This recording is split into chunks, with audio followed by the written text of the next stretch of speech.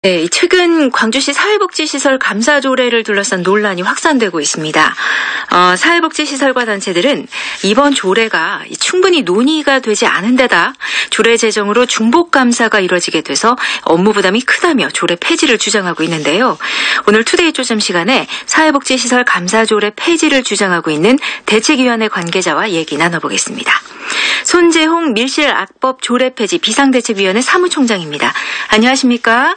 네, 안녕하십니까. 네, 우선 얼마 전 사회복지시설 감사 조례안 폐지를 요구하는 집회가 열렸습니다. 이 집회에 어떤 분들이 참여하셨습니까?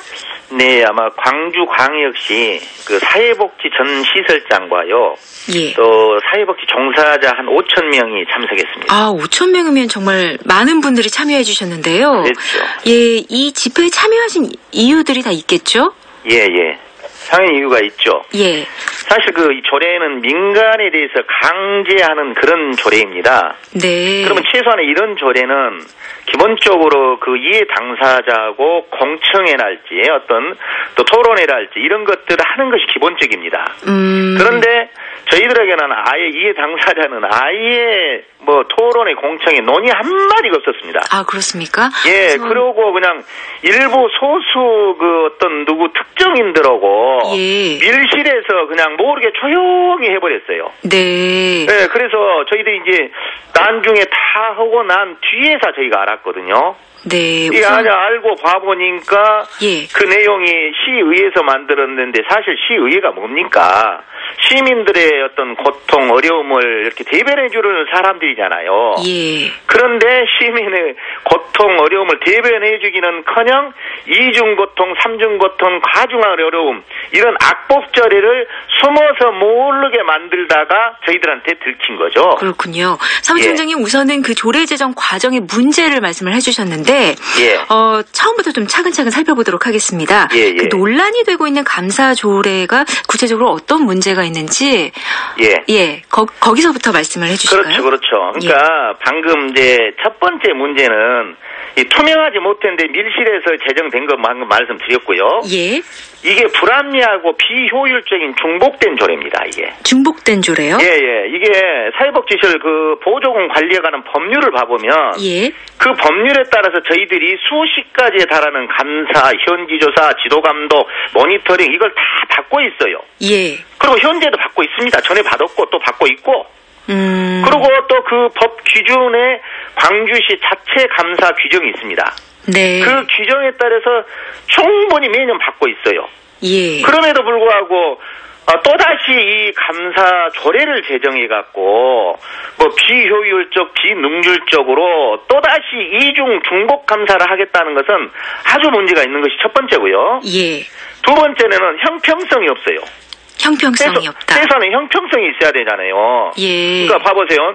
사회복지 분야를 감사를 하려면 수시로 일반 감사들 막 합니다. 그리고 심각한 문제가 생기면 감사위원회에서 특별감사를 좀 해주라 하고 요구를 합니다. 그래서 그 특별감사가 이제 몇 년에 한 번씩 그냥 전문적이고 독립적 감사위원회가 실시를 하고 있어요. 특별감사이기 때문에. 일반 감사하고는 일반 감사는 매년 하고 특별감사는 몇 년에 한 번씩 하는 겁니다. 그런데 이 조례는 뭐냐면 이 특별감사를 다른 분야는 안 가. 교통이니 건설이니 이런 데 환경 이런 데는 안 가고 우리 사회복지 분야만 매년 특별감사를 해보겠다는 거예요. 이게 말이나 됩니까? 그 법에 공평하지를 못하는 거죠. 차별을 둬버린 거죠. 형평성이 안 맞는 거죠. 아니, 하려면 우리만 특별감사를 매년 하지 말고 환경도 하고 건설도 하고 다른 것도 다 같이 해야 될 거 아닙니까? 그런데 그렇지 않아요. 그러니까 정말 우리가 이제 검사 얘기로 좀 잠깐 이해를 돕자면 검사가 일반적으로 조사를 다 하잖아요. 하다가 문제가 생기면 특검을 꾸리잖아요. 특검. 특검 꾸려서 이걸 집중적으로 그것도 분석하고 하는데 이 특검을 사회복지 분야만 매년 해보겠다는 거예요. 매년. 이건 상식에도 맞지 않아요. 그래서 저희가 집회를 하지 않을 수 없었고 세 번째로 이게 문제되는 것이 표적감사 우리가 높은 조례입니다. 표적감사. 표적에서 표적할 수 있게 딱 돼 있어요. 이게. 왜냐하면 감사는 뭐니 해도 독립성과 청렴성 공직사에 있는 사람들이 해야 돼요. 예. 그런데 이게 독립도 안 돼 있고 청렴성도 보장돼 있지 않는 시민감사관, 민간 전문가, 인권 옴부즈맨, 소수 특정 단체 이런 것들로 감사위원회를 구성해갖고 감사를 해버리겠다는 거예요. 그러면은 이건 독립성이 훼손돼서 객관성이 담보가 안 되죠. 네. 예. 그래서 객관성이 아니고 자기에게 좀 마음에 안 드는 사람들이 있다면 그냥 가서 표적으로 해갖고 할 가능성이 너무 높은 거예요. 네, 우선. 그래서 사실 저희 사회복지단은 최소한의 이렇게 엄중한 감사 조례를 만들면서. 예. 이에 당사적으로는 최소한 말 한마디는 해야죠. 그 과정까지 잘못했다. 대정한 대표 의원이요. 예. 이런 조례를 많이 만들었답니다. 그런데 다른 조례 만들 때는 전부 공청회 열고 토론회 열고 제일 많이 했답니다. 광주시 의회에서. 예. 근데 우리 거 이거 사회복지 조례를 하면서는 단 한 번도 한마디도 안 했어요. 네, 우선. 그리고 조용히 밀실에서 해버린 거예요. 예, 이 조례 제정 과정에서는 좀 문제점이 보이는데요. 예, 사무총장님께서 말씀해주신 내용을 제가 한번 좀 정리를 하겠습니다. 예. 그 사회복지시설을 대상으로 이제 여러 번 감사를 하게 됐는데, 이제 이것은 중복감사로 인한 비효율적이다. 그리고 두 번째로는 형평성에 어긋난다. 또 세 번째로는 표적감사의 우려가 높다. 라고 말씀을 해주셨습니다. 이제 아무래도 반대쪽에서는 그 복지시설의 부정과 인권 침해가 수없이 반복이 되기 때문에 좀 이를 막는 조례를 제정한 것으로 보이기도 하는데요. 이 복지시설을 좀 투명하고 공익적으로 운영하기 위해서는 이번 조례가 좀 불가피하다 이렇게 말하는 의견도 있습니다. 이 의견에 대해서는 어떻게 생각하십니까? 그래요. 저희가 투명하게 못하게 못 오는데 감사를 안 받자는 것이 아닙니다. 지금 감사를 다 받습니다. 이런 문제가 있다고 해가지고 감사 받아갖고 솔직히 이나온 사건 다 터졌잖아요. 다 감사가 가서 했습니다. 그거. 그렇죠. 지금 조례가 없어도 그렇게 지금 현재 법으로 해서는 다 했어요. 네. 그런데 왜 이것을 이중 조례를 또 확대 광범위하게 만들어 간다는 것이 문제 아닙니까? 그렇죠. 만약에 현재 감사가 우리가 할 수 없다 그러면 이 조례를 만들어야죠. 당연히. 예. 그리고 또 우리가 감사를 지금까지 못 받았다 그러면 안 받는다 그러면 당연히 강제라도 해야죠. 근데 감사 다 바꿨다는 거예요, 저희들은. 네. 그리고 또 현재 받고 있고. 그런데 이것을 우리만 특정해서 한다. 그러면 우리가 아까 말씀하신 대로 불법이 많이 하고 있다. 광주시에서 조사를 해봤어요. 감사위원회에서. 예. 사회복지시설이 가장 감사 건수가 적발 건수가 적습니다. 오히려 다른 데보다도. 건설, 교통, 행정, 검찰, 고수 이런 데보다도 훨씬 더 적습니다. 우리가. 예. 적은데도 불구하고 우리만 특정해서 특별감사를 계속 매년 하겠다는 거예요.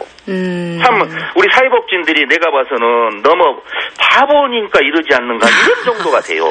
네, 그리고 이 사람들은 우리가 꼭 그 감사를 안 받겠다 이런 식으로 호도를 하고 있거든요. 지금 잘못 보도가 되는 경우도 있다. 복지부 감사, 감사원 감사, 행안부 감사, 시청 감사, 구청 감사, 건강보험관광 감사, 식약청 감사, 소방서 감사, 인권보호 전문가 감사 수없이 받고 있습니다. 수없이.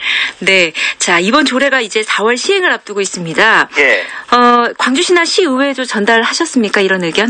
예, 당연히 했죠. 시에다도 가서 항의했고 또 시의회도 가서 항의했는데. 광주시에서 뭐라고? 오직에야 시장님께서 이번에 오늘입니다. 시장님이 이거 반송해버렸습니다. 잘못됐다고.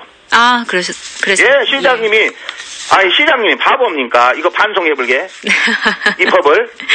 네. 그런데도 의회에서는 그 정신 못 차리는 한 의원이 이렇게 이 악법을 만들어갖고 밀실에서 숨어서 해가지고 전체 사회복지인들을 이렇게 죽여보려고 바보 취급하면 쓰겠습니까? 네. 시장이 이번에 반송한 내용이 뭐냐면요.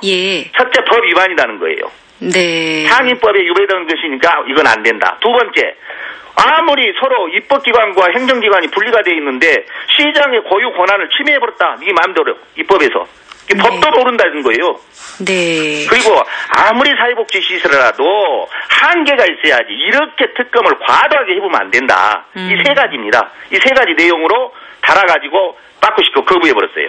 네. 그러니까 이제 아마 의회에서는 다시 이제 해볼 건데 명색이 그래도 광주시장이 얼마나 분석했겠습니까? 네. 예, 이게 도저히 이런 상황은 아니기 때문에 거부권 행사를 해서 다시 네게 해라 하고 돌려버린 거죠. 창피할 일이죠. 네, 알겠습니다. 네. 아마 그러면은 이제 다시 또 의견 조율을 해서 조례가 제정이 될 수도 있을 것 같은데요. 예. 그때 다시 또 연결을 해보겠습니다. 오늘 의견 다음에 또 연결하시고요. 아마 네. 의회에서 자기네들끼리 고민을 할 겁니다. 근데 대다수 의원들은요. 제가 봐서 이게 잘못됐다는 걸 다 인정하대요. 네, 알겠습니다. 의장님도 인정을 했습니다. 네, 알겠습니다. 혹시라도 또 이에 대한 반대 의견도 있을 수가 있으니까요. 저희가 기회가 된다면 그 의견도 한번 들어보도록 하겠습니다. 오늘 말씀해 주셔서 고맙습니다. 네, 감사합니다. 네, 지금까지 손재홍 밀실악법 조례 폐지 비상대책위원회 사무총장이었습니다.